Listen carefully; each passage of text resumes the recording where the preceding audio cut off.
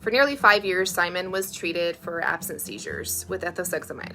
It helped reduce some of his early seizure activity, but as time went on, we began to notice how uncomfortable it made him feel. He often said that it made him angry or frustrated, and by this past summer, he was really struggling just to take it. He didn't even want to take it. And in June, he got sick with strep throat, and not just once, but twice in the same month. And there's so much to that, but I'm not here for that talk. But he couldn't swallow his pills in June, and so it was a really hard push. And so he was eventually weaned off of it, the ethosuximide, because of what was going on. What surprised us, though, was that he seemed fine. Like, he was acting more like himself. He was having full conversations without walking off or getting distracted. He was alert, connected. He was even-keeled. For nearly 60 days, he went on without seizures. But at the end of August, he had 3 prolonged absent seizures in a week, each of them lasting about 20 to 35 minutes. And they were followed by a recovery phase where he slept for a couple of hours. But then on October 1st, everything changed for us. For the first time, he had a generalized tonic-clonic seizure, which is that full body rigidity, and the choking sounds, and his eyes are rolled back in his head, and he had a deep post-seizure sleep. But from that day on until today, he's had 5 of those. And yet ethosuximide doesn't treat tonic-clonic seizures. And so we began to ask why he was still on it, and why they wanted him to be on it. And I've been doing research about some things. So our neurologist wouldn't run deeper testing that we were asking for. And we were asking for like a full nutrient and cellular panel.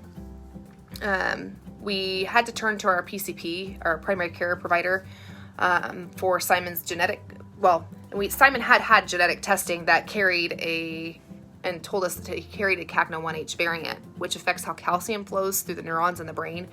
And those channels control the rhythm and the timing of electrical signals. So we had to go to PCP to ask for specific things.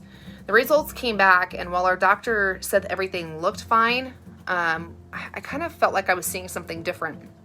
So bear with me, but the vitamin D was low normal, not deficient, but not enough for strong calcium regulation. Ferritin was low, meaning his brain cells weren't storing enough iron to power recovery after firing, and the doctor said, if you want to put him on iron, go ahead. RBC count was platelets, platelets both were kind of high normal, which to me suggested that his body was compensating for stress, inflammation, something like that. The alkaline phosphatase was off the chart high. It was a sign his body is working hard to rebuild tissues. The creatinine was very low, which it shows like depleted cellular energy stores. B12 was off the chart high, which to me meant that it just wasn't being used properly by the cells. And then magnesium was normal, but it was a little high, which can create him like an emotional swing if it's not balanced with other nutrients. There's some stuff behind that. But to most, everything looked fine.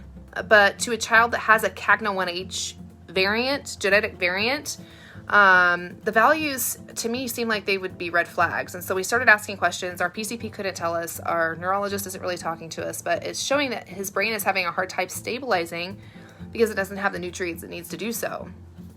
And so I started researching, and I found that there are some things that CACNA1H really needs. The CACNA1H gene controls a calcium channel that's responsible for the electrical balance in the brain. So when the channels are overreactive or overactive, they're unstable and neurons will misfire, which is what's leading to the absent or tonic-clonic seizures. Now, the nutrients that we found that relate directly to those channels is the vitamin D, which regulates the calcium and how it enters the neuron. Too little and that it's overexcited and erratic. Magnesium is that gatekeeper. So it'll tell the calcium when to enter. So if it's too little magnesium, neurons become hyperactive, and too much, it's outside the cells. The neurons slow down and become unstable. And then, of course, there's the B vitamins that are important, but especially B6, B12, and folate. Not the folic acid, but folate. And those help the enzymes that control the neurotransmitters and stabilize the channel. So if B12 is really high in the blood, it's inactive, and it means it's just not being used efficiently or effectively. And so the iron and ferritin, which ferritin is iron storage, helps the brain cells make energy and repair after each firing cycle. So low ferritin shows there's a low recovery, and he'd have more irritability for that. The alkaline phosphatase and the creatinine together show much more energy, and that it's having trouble clearing the waste, right?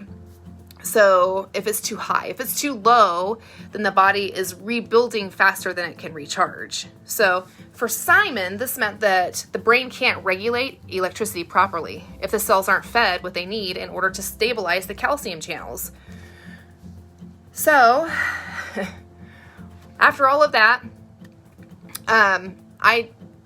we prayed, everybody prayed, and we decided to start giving him a targeted vitamin regimen based on what we were seeing on the cellular level. So we're being careful to watch every day for improvements and reactions.